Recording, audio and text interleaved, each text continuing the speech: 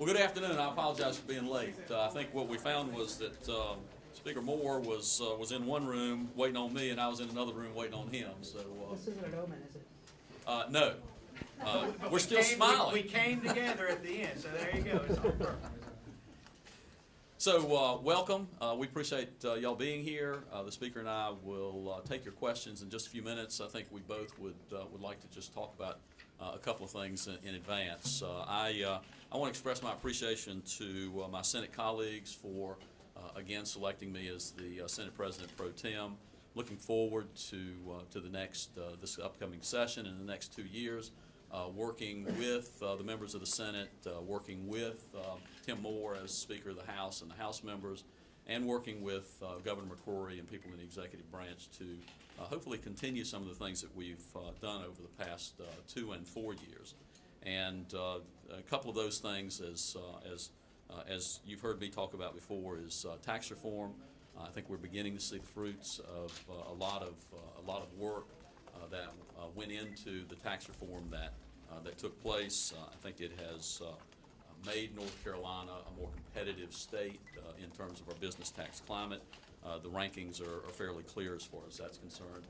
Another thing that we've done, and I think you'll see us continue to work on, is regulatory reform, trying to address the interface between government and the need that we have to move forward with protecting people and protecting our environment and the business community and the need we have for a strong business community for job creation and the economic development that occurs there. So we'll continue to do that. We decided that we'd let me kick this off because I'm sort of repeating, and Tim's the new guy. So I am extremely pleased that the House has selected Tim Moore as its Speaker. I am looking forward to working together with Tim. We've known each other for a number of years. We've shared some dark nights in other places, and have had a good time and have worked together on a number of things. So Tim, welcome, and I understand you have some things you want to say. There you go. Thanks, Phil. Sure. Well, good afternoon. First of all, thank you all for being here today, given the weather. We've had a very good session today, a good start to the session with unanimous votes, both for the rules, for the Speaker, and for the Speaker pro tempore. I hope that indeed is what is setting the tone for this upcoming legislative session. We've accomplished a lot these last 4 years. We've done so much as far as increasing the employment of folks in this state, creating jobs. Roughly 260,000 people now have jobs that didn't 4 years ago. We've lowered the unemployment insurance taxes. We have worked tirelessly to try to bring new jobs to this state, and we want to continue doing that. We've passed major initiatives for transportation, and we've worked to improve education in this great state. So we've had a great partnership. Phil and I have worked closely together over the last 4 years, and even when we were in the minority in our respective chambers. And we are friends, and I believe we're going to have a very productive session this year. You all know the issues we're going to be dealing with, and we're already having dialogue, and we're looking to find common ground to reach those solutions. But I do want to thank my House colleagues for their vote of confidence today. It's an humbling experience. I had a lot of my family here today, my 2 sons. Somebody stumbled and fell, and my youngest one saw it, and he just about couldn't keep a straight face at that point. So we got through that. That was probably the toughest part, because then brothers are one's looking at the other, so. But it went very well. It was a very nice occasion, having everybody's families here and all. So, and I think it actually starts us off setting the right tone. That it's not about us individually as legislators. It's about families, and it's about the people of this great state. But it's an honor to be here. It's a little different. You're old hat at this. I'm a little new at this. But looking forward to getting to work, and glad to take any questions at the appropriate time. Okay. We'll take your question. Don. Can you expand on what you mean by expanded tax reform, or taking tax reform further? Are you going to be just shoring up loopholes here, a little tightening it up, or really advancing the cause? I think we've made a lot of progress in connection with tax reform over the past several years. I think it's something that we will continually look at. as far as specifics, I don't have anything specific to propose or to bring to you. I've read and seen on some of the things that y'all have reported on that there are some members who are talking about a number of things. I'm sure there'll be bills introduced, and we'll take a look at them, and we'll see what has support, what doesn't have support. I would say that there is a sense amongst a number of folks that we've made some big changes. We are seeing some results.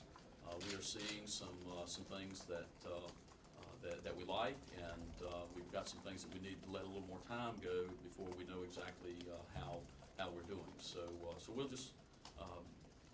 I'm sure there will be bills introduced as to what will be taken up and what will be passed. We're going to be here for a while. Yeah, quick follow on that then. Can you talk about your confidence that the decisions made in that last round of tax reforms were the right ones? Because it seems like we have less money coming into the state now. Maybe Absolutely, you can address John. Listen, what we're talking about is, at this point, some folks think is actually a timing issue. We have, I think we're running $190 million behind projections. And there are a lot of folks who think that what we're dealing with is a situation that has to do with the timing. Remember, our sales tax collections are up substantially. Our corporate income tax collections are up. And where we're lagging behind the projections is with individual income taxes. Now, the other thing you need to think about is we're talking about maybe $200 million, $190 million in the context of a $20 billion budget. Now, when we first got here, we were looking at a shortfall of $2.5 billion. This is not something that is, from my perspective, and I would say from the perspective of most of our members, something that we consider to be a major concern, or something that we would consider to be an indication that there's a problem somewhere. So I feel very good about the tax reform. Feel very good about the direction we're going in. There's a need always for us to take a look at things, and if something needs to be done, we'll see what needs to be done. Just to follow up on that, I hear what you're saying about as a percentage of the overall budget, but it's still not chump change. And there's a lot of things that a lot of legislators have said they want to do this year, including that you pledged to get started teacher pay up to $35,000 this year. If it turns out that it's not a timing issue, what happens? I'm not going to deal with hypotheticals as far as that's concerned. We were able to deal with a $2.5 billion shortfall. If we end up with a situation where we are short from the projections, we'll manage, and we'll manage in a way that will continue to move North Carolina in the right direction, continue to move North Carolina forward, continue to fund the schools at levels that need to be funded, continue to take care of our social safety net. It is something that, in the grand scheme of things, is nowhere near the scope of the issue that we dealt with 4 years ago. And Tim, you can call on people if you want to. That's the way it works. You're doing great. Keep going. Well, this is a quick question for both of you regarding tax reform. One of the things that didn't end up being included in the changes to the tax code was really broadening the base. And that's something that the bond agencies have wanted to see for a long time. There was a little bit of broadening, but not as much as people on both sides of the aisle say really should happen, just for the state's economy to be on a good footing. So, is that something you'd like to see, more broadening of the tax base? You want to take it, or you want me to take it? I take the tough questions, you take the I'll take easy this ones. one. I'm glad to. Let's both do it. Perfect, go ahead. We'll get this worked out eventually.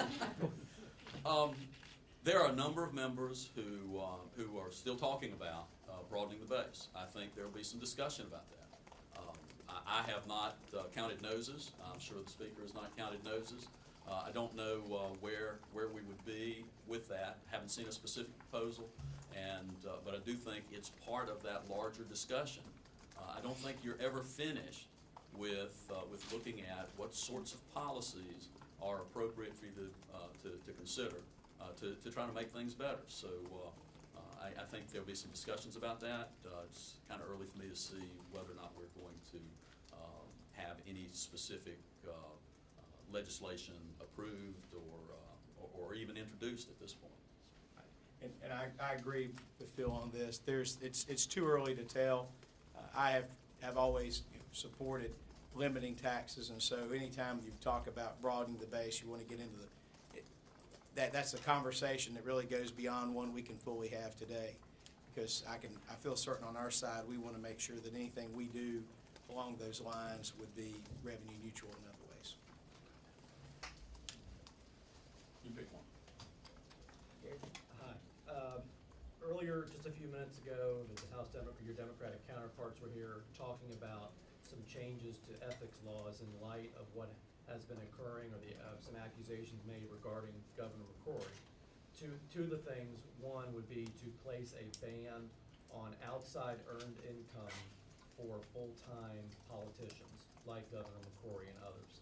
Second, tweaking to the statement of economic interest to provide more detail about how much money people have received or how much the size of stock. What do you think about changes to the ethics laws to provide what they would say is more disclosure and more transparency about what elected officials have going on outside of this building? You know, we have some very extensive ethics laws already that cover everything. I haven't seen what their proposal is, Gary, so I don't know the details of it.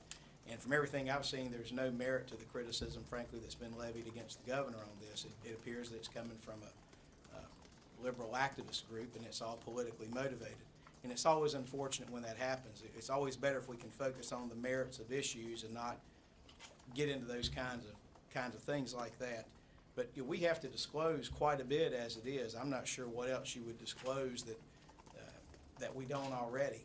And so I don't know the merits of the specifics of what they're talking about. Either as a follow-up or Senator Berger can chime in. For instance, the federal disclosure form says you have to provide a range of how much you own of, say, in a stock, or how much you've received from this consultant or X.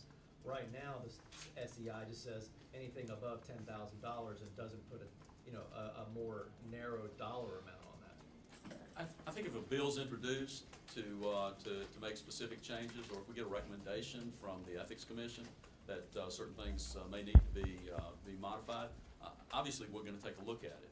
But like the speaker, this is the first I've heard of this, so it's not really First, something. I heard of it too 30 minutes ago. Well, it's easier to ask the question than it is to answer the question. Thank you.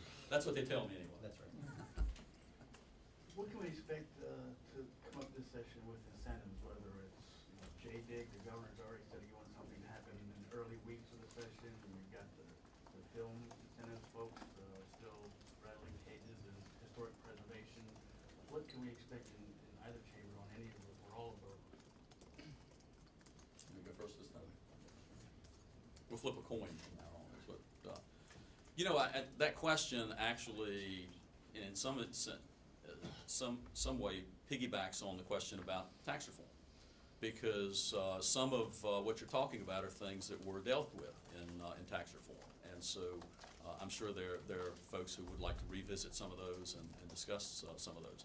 The governor has indicated for some time now, and Secretary Scavarla has also indicated that they would like to see the legislature consider and pass some changes to our incentive structure.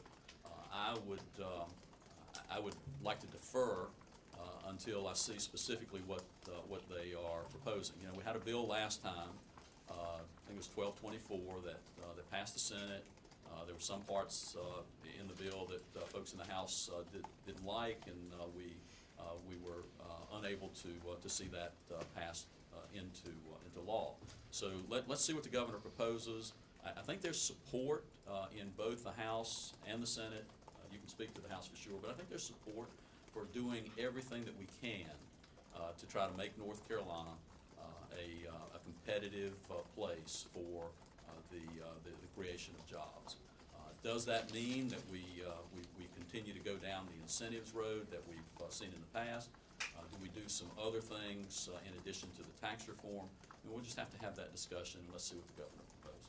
I want to mention on that, House Bill 1224 that was talked about, that's an example of a bill where the form actually ended up killing and trumping the substance last year. The reason House Bill 1224 failed, in my opinion, was not because of the incentives part.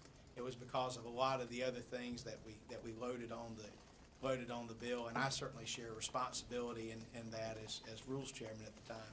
And so we took that as a learning lesson on our side to try to be more focused. But when I talk to my colleagues in the House, when it comes just to head-on direct deal with the issue of incentives, nobody loves incentives that I know of. Nobody likes them. So the question is, what do you do to allow North Carolina to be competitive with other states? We've made a lot of great strides these last 4 years by lowering the overall tax burden, by passing regulatory reform, by doing the good things that we've done. But we may, in certain instances, need some incentives. I agree with Senator Berger that we need to collaborate with the folks at Commerce. We need to find out what it is they need, and I believe we're ready to try to help. At the end of the day, we do want to see more jobs come to this state, and whatever we can do within reason, certainly on the House side, we're prepared to do that. You think with Chiquita announcing today that they're gonna pull out of Charlotte, they recipients of the incentives, is that a temporary discussion, do you think? And that's the first I heard of that. I hate to hear that news with Chiquita, though.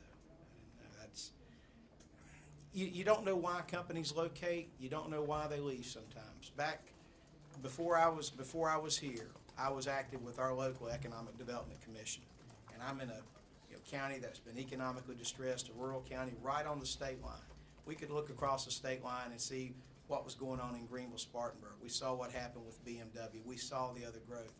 We saw where we would come up short sometimes and where we would land companies. And sometimes you wondered if you were being used, for example, to play against, to negotiate in other states.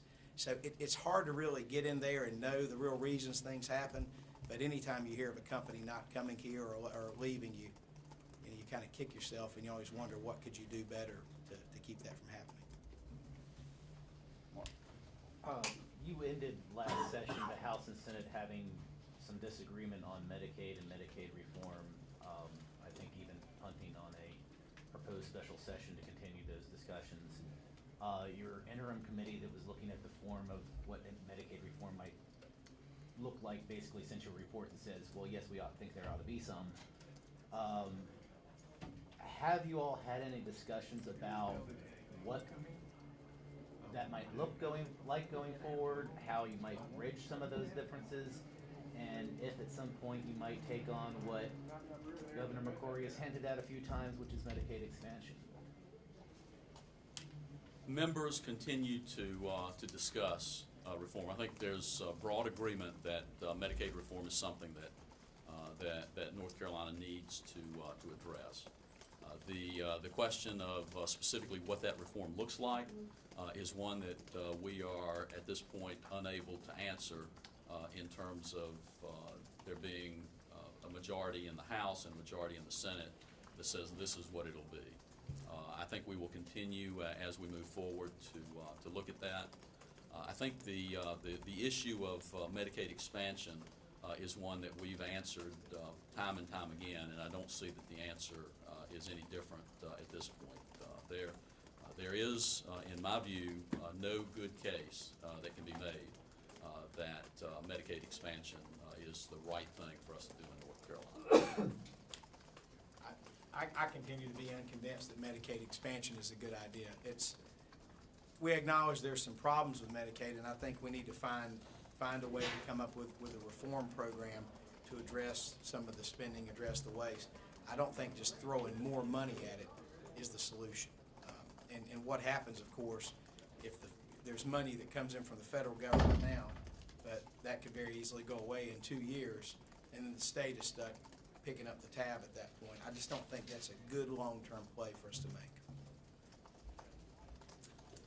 Yes, sir. Governor McCrory announced with the mayor of Raleigh the other day that the Dorothea Dix property is going to be sold, and he announced the terms.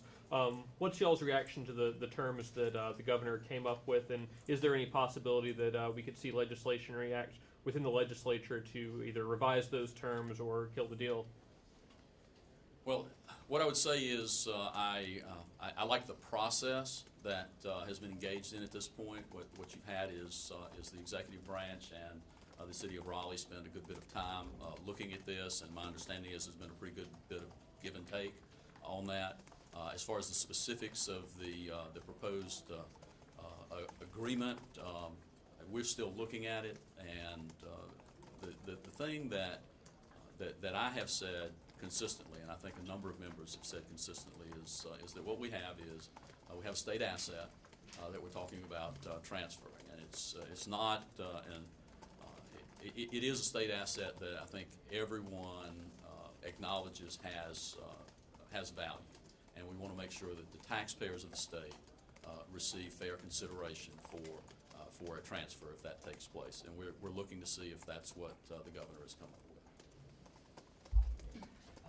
Back to Medicaid reform, I wonder if you both would address this. Last session, obviously there was plenty of discussion, plenty of work on it, but there still is the stalemate between the Senate and the House. How do you break that stalemate?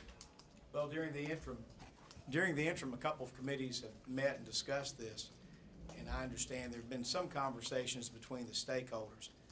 What I sense from folks I've talked to about it is we would like to see the various groups involved, whether it's the doctors, the hospitals, the insurance companies, try to work together and collaborate, perhaps maybe a little more than they've done in the past, and try to come up with some solutions. There is some common ground in places, and then of course there are some differences. It's just going to have to work itself out. But I know we've had 2 interim committees that have dealt with this issue, and it's not easy. I mean, if any of us in the room had the answer to this problem, we'd be pretty well off, I guess. And it's a complex issue, and when you make a change here, you affect something here. But I think you're going to see us work together and collaborate as much as we can between the 2 chambers to try to find a solution to this. What it's going to be and what it's going to look like, I don't think either of us can say at this point. Okay, let's folks that haven't asked. What are your thoughts on, what will we see this year on possibly bringing back the historic property tax credit in some form and the privilege license tax that the cities are so worried about? Historic tax credits, again, we talked a little bit about that as far as tax reform. A decision was made in the context of tax reform as to what we were going to do there. I think there are some folks who would like to revisit that decision. We'll see as we go forward whether or not that's something that has support. With reference to privilege license taxes, that's something I know the governor has been involved in communicating with the municipalities about some of the issues there. We quite frankly are interested in what the governor's proposal will be to address that, and we'll see whether or not there is that support. Remember, one of the reasons that the change took place as far as privilege license taxes, there were some entities that were really creating tax schemes that were very uneven and were creating some real impediments for the business community and for our ability to be a place that is receptive to business involvement. So those concerns exist. Those concerns were one of the reasons that the tax went away. Let's see what the governor proposes, and we'll see where we go from there. Well, really, some time ago I talked with Senator Rucho about this, and he had an idea of levying flat rate statewide, city and county, state collects it and reverts it back to the local governments. What do you think of that? I think there are probably a lot of ideas out there about what we ought to do. Some folks probably think we ought to just leave it like it is and not have the authority for privilege licenses. Some folks think that we can reinstitute something. Let's let the session move forward and see what kinds of proposals are out there. I don't know as I stand here what kind of solution has support of a majority of members in my body, much less both bodies. With respect to the historic property, there's talk about a grant program. I know some folks are talking about that as opposed to getting away from it being a tax credit issue. So there may be some discussions about that. The privilege license tax, I'm interested to see what the governor's proposal is, because we really did need to deal with some abuses that had occurred across the state, and I won't recount all of that, but the case was very compelling where people who were being taxed who really did not have any reasonable foreseeability of having to pay taxes to a municipality. So that's one of those where it kind of got out of hand. Whether we take a look at it or not, I don't know. I agree with Senator Berger. It'll just depend upon the session and where the interest is. Yes, ma'am. Oh, I'm sorry. Senator Berger, Berger, do you plan to change your approach to teacher pay and offer veterans more substantial raises this year in light of the fact that they received such small raises last year? We passed last session one of the largest pay raises for teachers that we've seen in North Carolina. We did that in the context of changing the pay structure and collapsing some of the steps. I think we've made a commitment, and it's one of the things that I know the Senate's intending to do. I think the House is, and the governor as well, to get the beginning pay up to $35,000. We'll take a look at ways that we can reward our best teachers for providing real value in terms of improvement of student performance in the classroom. And I think that's going to be the focus of what we'd like to see in connection with addressing teacher pay.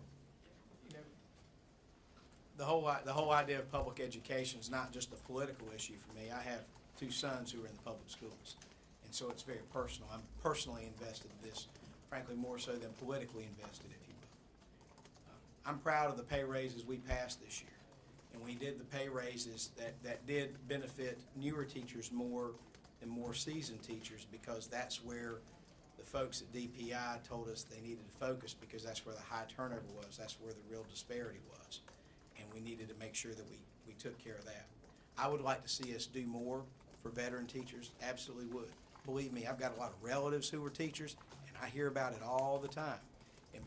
And I value the job that they do, and I want to see us do it. But you know, I'm proud of what we did last year. I think it was a huge step in the right direction, and I guess the biggest pay raise for teachers in 10 years. So I think that's a great record we can be proud to have on education. Yes, sir. You know, following up on that, there are some agencies that say there's a talent retention issue, the State Crime Lab, DHHS. What about raises for other departments or all state employees? That really has, the crime lab issue is something that I've dealt with both in my law practice, and we hear about a lot. The high turnover, where of course a private lab can come in and hire these lab analysts away and pay them much more money, and that adds to the backlog.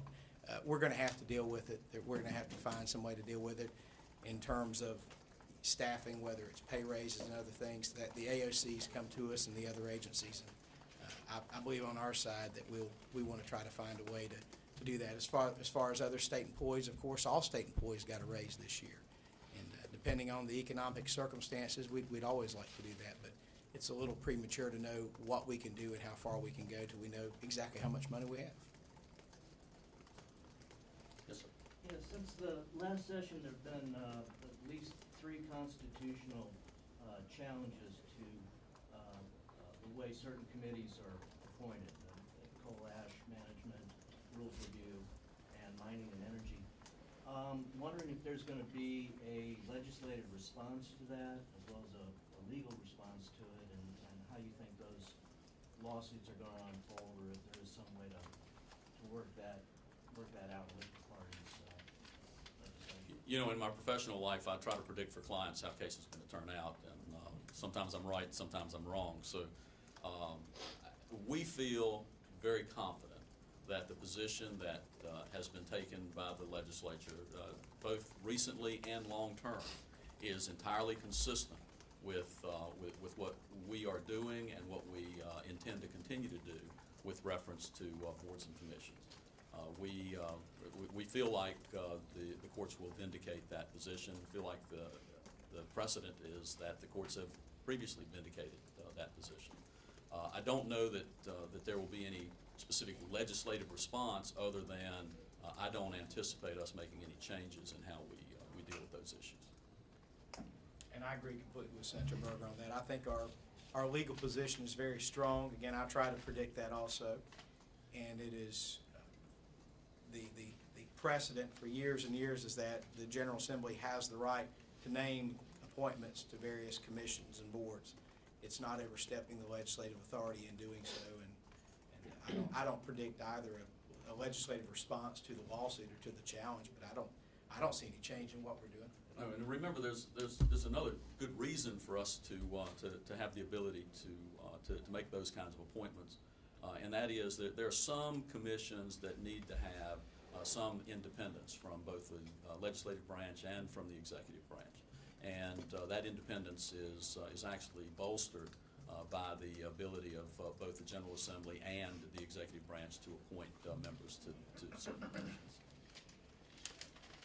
Sitting here, I get the feeling we could be in 2011 or 2013. Seems like a lot of the same issues going to be on the table. What's going to be different about this session, other than the fact that Speaker Moore is here instead of Speaker Till? Is going to be less focused on social issues, more focused on something else?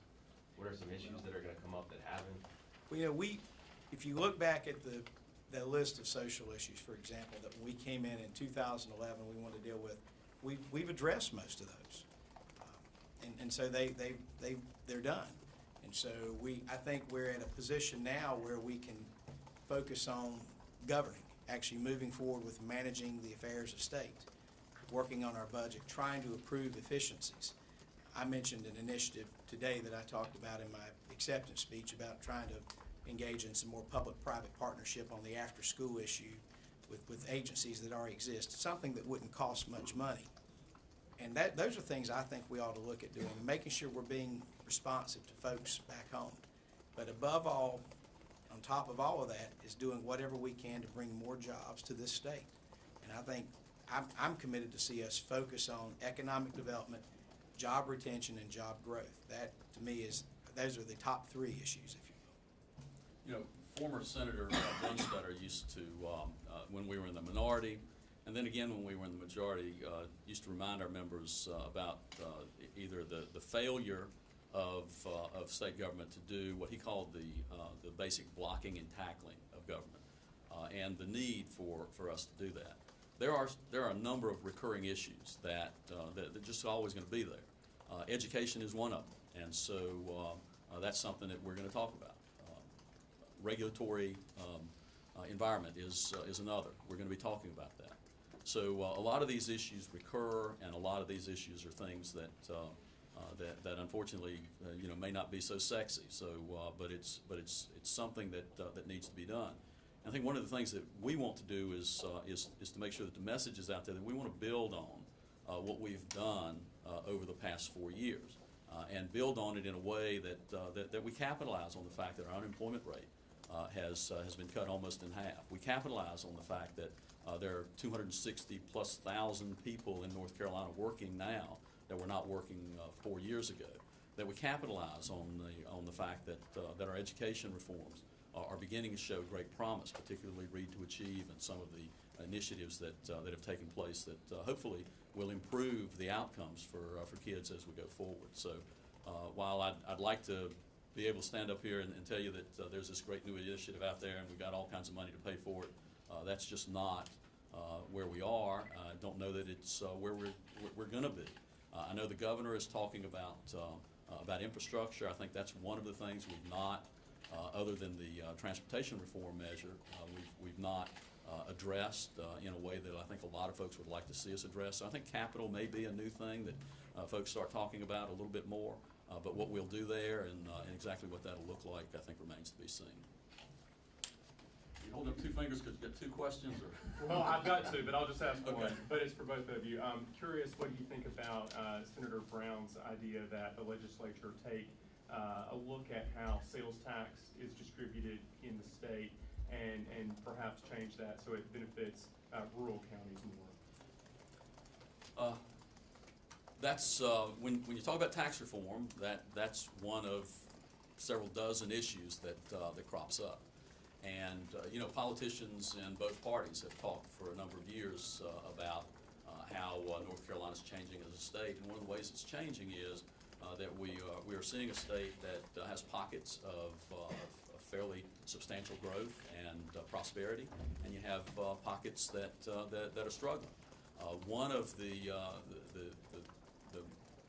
lines that you mark there, in some respects, is the difference between some of the urban, suburban, and rural areas of the state. And one of the things that you see in that context is the sales tax distribution. So I think it's something that's worth looking at. Whether or not there's support to make any kind of change or substantial change there remains to be seen. but it is something that more and more people are talking about. Boss, I know your wife, Yeah, we've got a 3 o'clock hard stop, I'm sorry. Or else I'm in big trouble. Senator Berger, can you talk, there's been talk in Greensboro about possibly changing the makeup of the city council, shrinking the board, changing how people are elected. Is that something you would support, and if so, what would it look like? You know, Senator Wade has taken the lead on that issue, and I am hearing some of the same concerns that she's been hearing that have led her to begin the process of talking about that.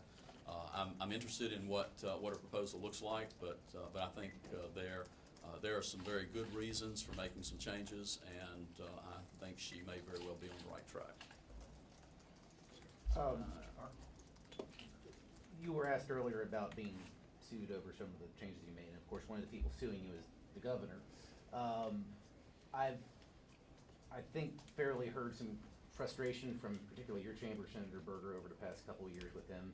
But I also heard you just say today that you were looking for him to put forward some proposals and looking for him to kind of take point. Can you give me a sense of, after 2 years of working with this governor, have you figured out that relationship? Are you still figuring it out?